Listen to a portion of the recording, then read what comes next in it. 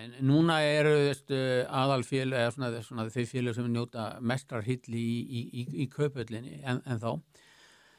Allan að það er þessi sko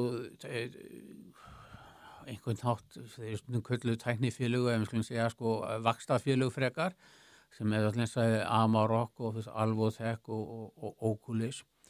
Mikil athygli á þessi félög. Mikil athygli á þessi félög. Þau eru orðin hátt skrifuð og eðlilega. Já, öll þessi félög eru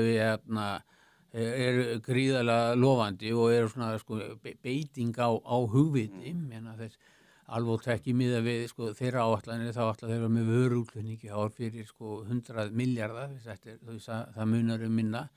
Amarok eru byrjaðir að vinna gull, allir verið komin fulla vinnslu í lok þessa árs og þeir eru náttúrulega svo eldurinn skýrsla sjálfur, þeir eru ekki arðgreiðslufélag, þeir eru að vinna gull til þess að fjármagna í leit og mögulega vinnslu og frekari málmum á Grænlandi og það er mjög stór hluti af þessum fágætismálmum og öðrum málmum sem að finna á heimskautasvæðinu eða norðurslóðasvæðinu sem þeir hafa þá aðgang að og þegar maður hugsaður málmál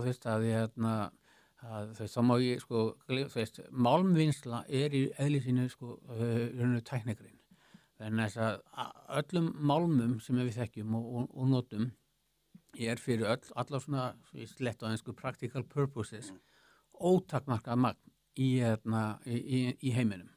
Það eru allir sem málmar sem við erum með í dag og með við núverandi notkun og fyrirsjáanlega notkun það endalaust.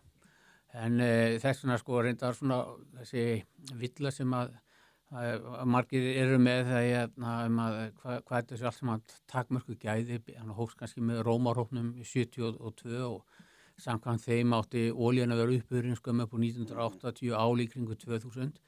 Það vegna þess að þeir horfðu á þekkt vinnanlegt magn og deildu í með núverandi notkun.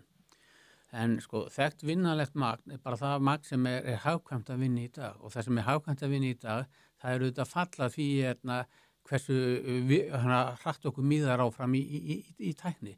Þess vegna allir þessi málmar og öll þessi hrávara sem átti að vera skornum skammt í 72 það hefur aldrei verið meira til af öllum þessum málmum en í dag. Það verður að við erum betri í málmeinslu. Ok, en hvað þá hvers vegna eru þessi málmar ekki ódýrir og hvers vegna eru menn að leita að Grænlandi? Það vegna þess að hinn raunverulega takmarkandi þáttur fyrir vinnslu á bæði orku og málmum og öðru slíku stöðugt stjórnarfar. Það í ýmsum löndum það til ótrúlegt magn af málmum og en það veist að vantar stöðugt stjórnarfar. Þess mennur það bara síðustu viku sem að það var verið að þjóðnýta eina gullnámi í Mali og þess og svo koll á kolli. Hvað heita DRC þannig Kongo. Það þess gríðarlega ríkt af auðlindum en það skorti stjórnarfar. En á Grænlandi þá erum við með þennan norræna rétt og þannig og svo náttúrulega komin inn í Amarok aðilar bæði frá danska ríkinu og svona sterkir ameríski aðilar þannig að þetta hefur mjög breiðan stuðning nærsamfélagsins á Grænlandi og svo geopolítísku aktöra. Þannig að þarna liggja gríðarleg tækifæri fyrir Ísland í framtíðinni í Eimskipinu þegar hafið með samvinnu við Royal Arctic Line. Nú svo Æslandir og margir fleiri. Þannig að þarna gæti verið komin enn ein stoðin undir Íslands atvinnulíf.